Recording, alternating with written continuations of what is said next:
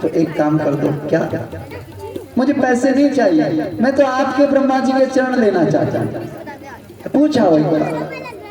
अब ब्रह्मा जी बने हुए ठाकुर जी के पास द्वारपाल गए, महाराज आ गए वो सेवक आपके जो कह रहे थे, आप कहो तो बुला दे।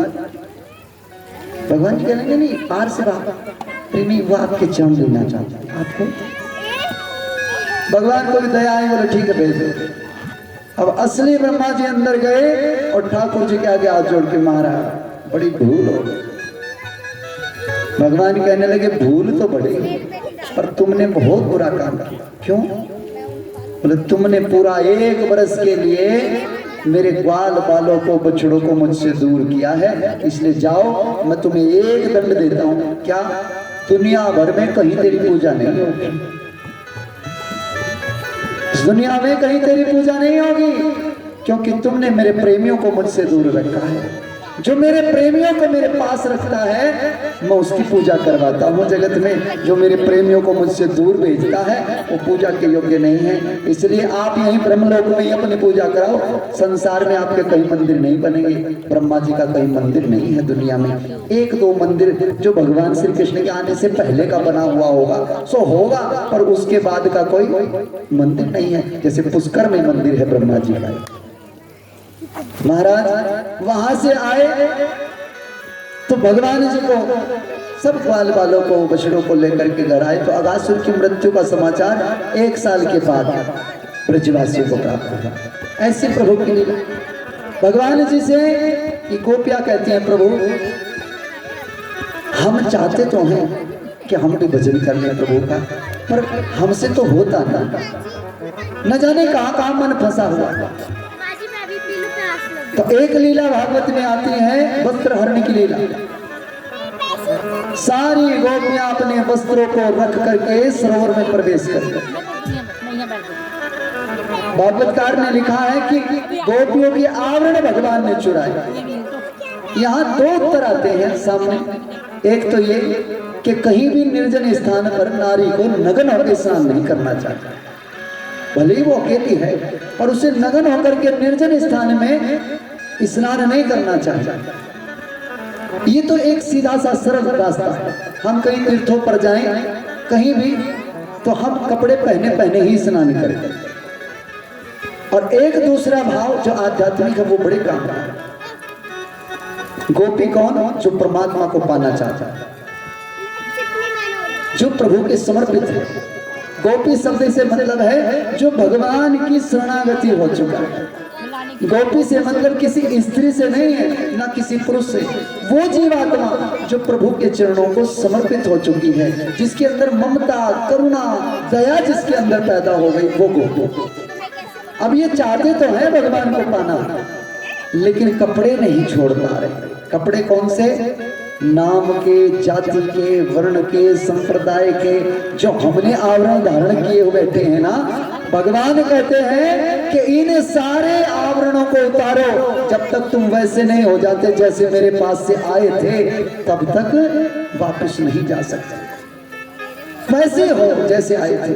अब विचार करके देखो, जब हम दुनिया में आए, जब माँ के गर्भ से पैदा हुए, तो क्या कपड़े पहन के पैदा हुए थे? हम बिल्कुल नंगे से मतलब ना हमारा कोई नाम था, ना हम ब्राह्मण थे, ना हम वैश्य थे, ना हम शूद्र थे। हम बिल्कुल कोरे थे, कोरा लट्ठा, उस पर कुछ नहीं लिखा था। लेकिन फिर जब लिखा जाने लगा तो इतना लिखा गया, इतना लिखा गया।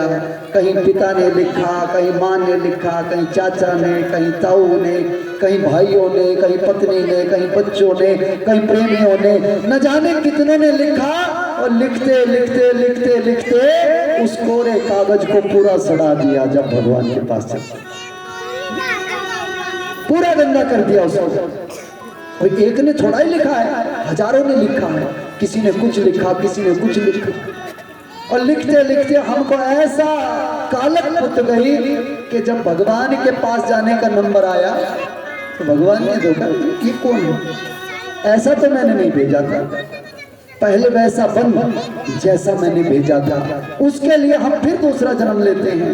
वो जो कालक पुती हुई है ना, उस कालक के निमित्त हमें फिर कर्म भोगने पड़ना पड़ता है। उन कर्मों को फिर भुगतते हैं, फिर नए कर्म और अपने सर पर लग देते हैं। इसी प्रकार से हम जन्म जन्मांतर से ये कर्म भोगते भोगते भोगते भोगते संसार में भटक रहे हैं, पर हमें वापस जाने का रास्ता नहीं मिल पा रहा। भगवान कहते हैं कि अपने सारे कर्मों को मेरे अर्पण कर दो, अपने सारे आवरणों को मेरे अर्पण कर दो। भगवान से ये गोपियां कहने लगी, महाराज हमारे से तो नहीं हो पा रहा, हम लाख कोशिश करते हैं आपके अर्पण करने की, कहते तो हैं तेरा तुझको अर्पण क्या लागे मेरा, पर हाथ से छूटता तो नहीं। तब भगवान ने कहा कोई बात नहीं, जो मेरे प्यारे होते हैं ना, तुम मेरे प्रेमी हो जाओ, मेरे अपने हो जाओ। अगर तुमसे नहीं छूटेगा तो मैं छुटवा लूंगा, मैं खुद छुटवा लूंगा। आज भगवान जी ने खुद उनको उनके सारे आवरण को चुराया और चुरा करके उनको बिल्कुल शुद्ध चेतन जो ब्रह्मपिता परमात्मा का स्वरूप है उस रूप में उनको खड़ा किया। तुम ये हो, ये नहीं हो जो तुम बने हुए हो, तुम ये नहीं हो जो तुम शाश्वत हो। उसमें रहना सीखो, उसमें रहना जब तुम आ जाएगा तब तुम्हें मेरा रास्ता मिल जाएगा। वो पवित्र आत्माएं, वो गोपियां अपने उस स्वरूप में स्थित हो गई। जो सारे आवरण भगवान ने हटाए, जो सारे हमने ओढ़ रखे थे, नाम के, जाति के, वर्ण के, संप्रदायों के, अपने कर्मों के, भोगों के, जितने भी कपड़े हमने पहने थे भगवान ने सबको चुराया और चुरा करके हमको शुद्ध चेतन आत्म रूप में स्वीकार किया और कहा कि अब इसका चिंतन करो, यहाँ से तुम रासलीला में प्रवेश करोगे। बोली श्री बांके बिहारी लाल की, श्री कृष्ण भगवान की। रासलीला क्या है? रासलीला है भगवान से मिलने मिलाने का साधन, प्रभु से मिलना, दूध का सागर में समा जाना, अपने स्वरूप से प्रभु के स्वरूप को मिलाना, यही रासलीला है। रासलीला में कल प्रवेश करेंगे और कल की कथा में गिरिराज महाराज की बड़ी सुंदर कथा होगी और गिरिराज महाराज को 56 प्रकार का भोग कल लगाया जाएगा। तो कल की कथा बड़ी आनंददायक कथा होगी, क्योंकि कल कंस की मृत्यु भी करानी है हम सब ने रल मिल करके। बड़ा मुश्किल मरता है कंस, लेकिन सब कोशिश करेंगे तो जरूर होगा। आइए, समय हुआ जा रहा है आरती वंदन का। भगवान के श्री चरणों का ध्यान करते हुए आरती वंदन करेंगे। बोले श्री वृंदावन बिहारी लाल की। हमारा भाई कह रहा जी एक भजन की भी और फरमाइश आज ही करें, कल करेंगे, करते। बोले श्री बांके बिहारी लाल की।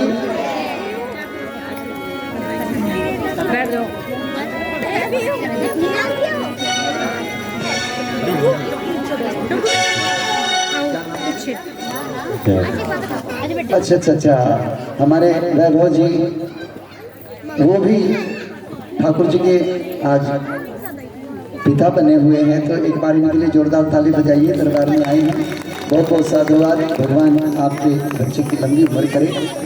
और आइए, एक सखी के बड़े सुंदर भाव हैं कि वृंदावन जाऊंगी सखी, वृंदावन जाऊंगी,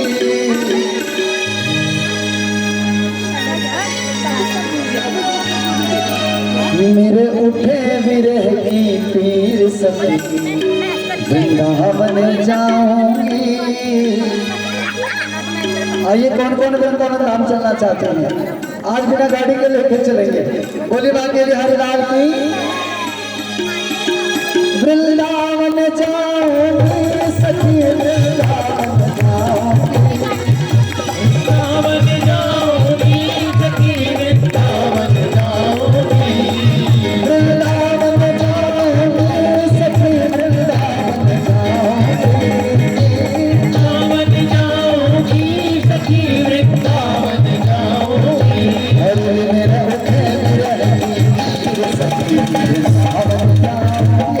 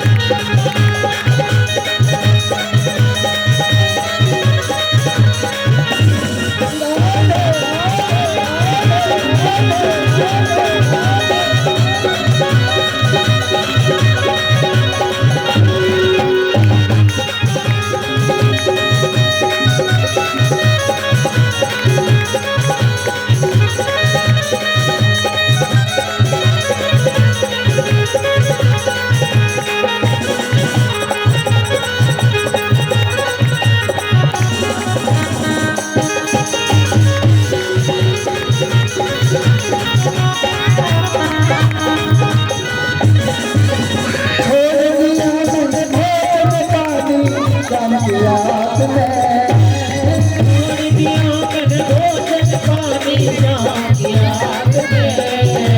ये तो भाव होता है, ये भाव होता है।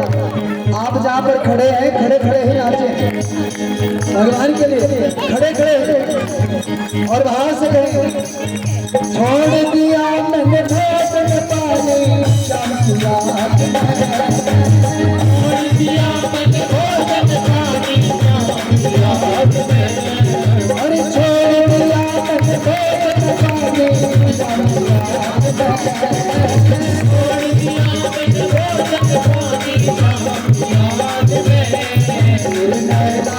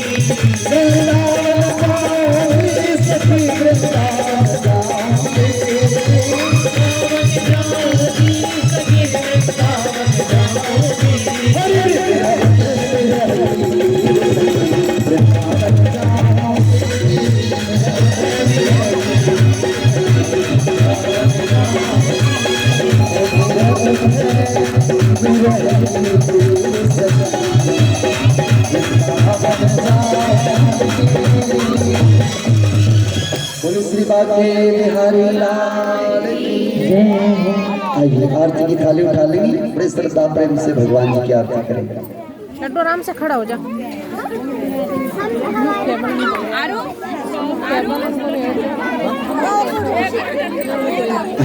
आइए जो मुख्य यजमान है वो अपनी आरती की थाली उठा लेंगे।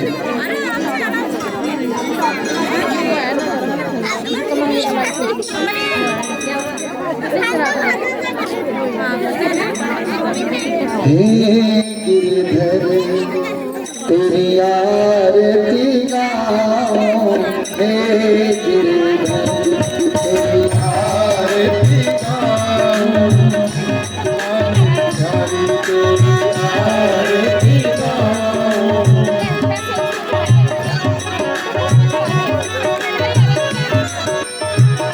आरती गाओ प्यारे तुझे जोड़ जाओ, आरती गाओ प्यारे तुझको जाओ, आरती गाओ प्यारे तुझको जाओ, आरती गाओ प्यारे तुझको जाओ।